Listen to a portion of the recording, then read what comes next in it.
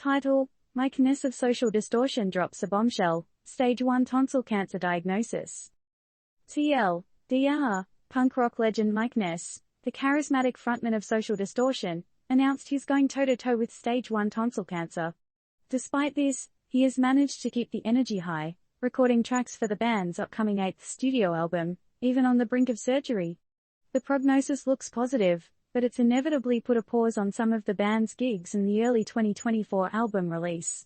One thing's for sure, Ness isn't planning on leaving the spotlight anytime soon. He promises to exceed fans' expectations with the new album and a special 40th anniversary vinyl reissue of their debut, Mommy's Little Monster.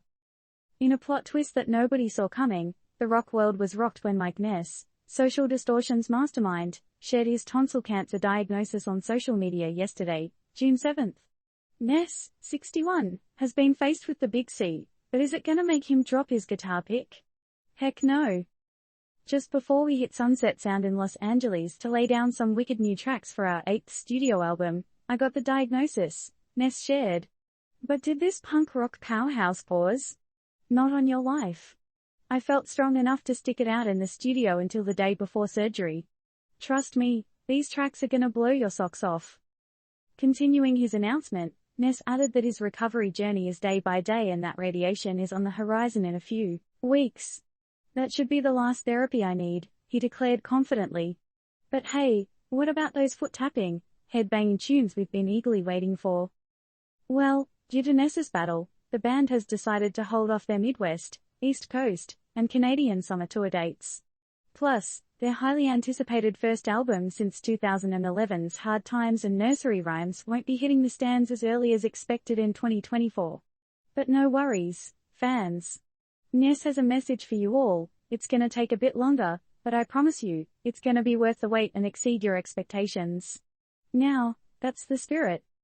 Last year, Social Distortion gave their fans a sweet surprise by performing several new songs during a series of West Coast dates. And earlier this year, the iconic Orange County punk rockers stormed the stages of Australia and New Zealand alongside Epitaph label mates Bad Religion.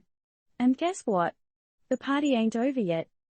This year also marks the 40th anniversary of Social Distortion's debut album, Mommy's Little Monster. To add some extra punk rock flavor to this celebration, Ness revealed on the band's website, "We're working on a special vinyl reissue, remastered from the original analog tapes, dropping later this fall." Can you hear the nostalgia knocking? Sure, Ness's news might feel like a distortion of reality. But if there's anything we've learned about the punk rock spirit, it's that it knows how to take a punch and get back up, right? But the question remains, in the face of this challenge, how will Mike Ness and Social Distortion evolve their legendary sound? And how will this affect the punk rock scene overall? What's the future gonna sound like?